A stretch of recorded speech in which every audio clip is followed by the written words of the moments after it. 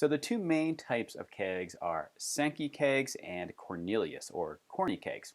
A good way to think about it, Sankey is for commercial use, Corny kegs are for homebrew use.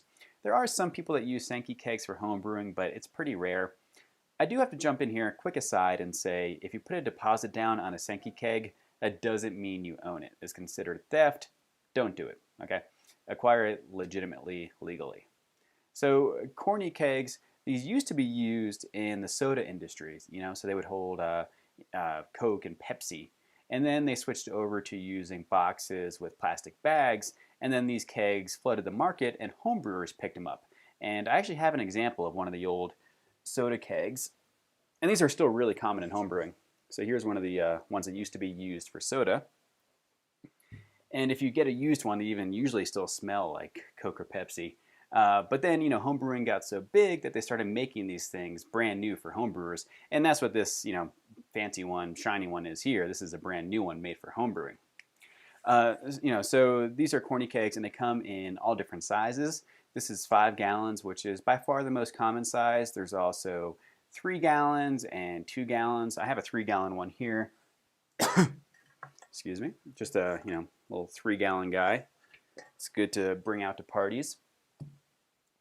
And then with Sankey kegs, all different sizes also, it's always based relative to a barrel of beer, right? So, and a barrel of beer, as we know, is 31 gallons. So this is what's called a sixtel, so meaning 1/6 of 31 gallons or a barrel of beer. So it's a little over 5 gallons, a little bit bigger than this guy. The most common size, those big ones that you see at frat parties, those are, even though people call them full kegs, they're really half a barrel. So those are 15.5 gallons. Another common size is a quarter barrel, and those are a little over 7 gallons. So there's some pretty important differences between these two types of kegs. First, the Sankey keg, it's a lot harder to access the inside of this thing. The brewers that use them, they have special machines to clean them, sanitize them, and fill them with beer. It's a lot easier to get into the inside of a Corny keg. You can use some tools to get into the inside of this thing, but it's kind of a pain in the butt. And it's not really meant for individual people like me, brewers to do. So another thing too, talking about the tap that you use, it's got a single connection, and you'll see the Corny keg has 2 connections. So what are the 2 connections for? Well, the 2 things going on basically is we're pumping in CO2 or air, and that forces the beer out, right? So if we look at, this is a Sankey Coupler, we have CO2 that comes in through the side, and that pushes the beer out through the top. And this is intended for a kegerator, right? So this is hooked up to a draft system, and the beer comes out of a faucet, either on a tower or the side of a refrigerator, something like that. This is the same thing in terms of the coupler, so these are the same on the bottom here. But instead of using CO2, this uses air.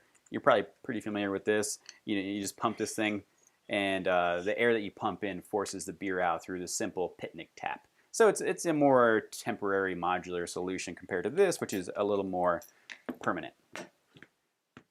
So the Corny keg, it was meant for homebrewers, for home use, so it's a lot easier to get into. You see it has this big wide mouth on it with this lid that latches on real easy, so it's a lot easier to clean it and to fill it with beer. Now the connections are different too. I was saying this is a 2-in-1 connection on the Sankey Coupler, meaning that this one device does 2 things. It accepts CO2 and it pumps out beer. There's 2 connections on the Corny keg. Gas, one for gas, CO2, or nitro, and one for beer. And so instead of a coupler like this, you use these things that we call quick disconnects. These are ball locks. There's also pin locks. That's a different type of keg. So these just go on to the connections up top. Got them switched there. And so CO2 comes in, and I actually have, so you can see kind of what's on the inside of this thing. So this is the CO2. And so you can see just a really short post here. So that shoots the gas in. And a key difference here too is that with homebrew, with homebrewers, usually you're doing 2 things with the gas. You're also carbonating the beer too. So the CO2 is carbing up the beer, and it's also pushing it out through your draft system. So the CO2 shoots into the keg, so it comes down about this far. And then the beer one, It's much longer. So it's like this, and this goes down to the bottom, and then that's what the beer comes out of. So you can see it's much different. You know, you can access the inside of the keg a lot easier, and you have these two separate connections with the Corny Keg as opposed to the Sankey Keg, where you just have this one coupler here. So if you're building a kegerator, you might be wondering, how can I use both? I want to use a commercial keg, a Sankey keg, and a Corny keg, and I don't want to have a dedicated line for the Sankey keg. You want more flexibility. I'm going to do a different video on that, and it'll show you how to use a ball lock with a Sankey Coupler. So check that one out. But I hope this really cleared up any confusion about the different types of kegs out there. So thanks, guys. Take care.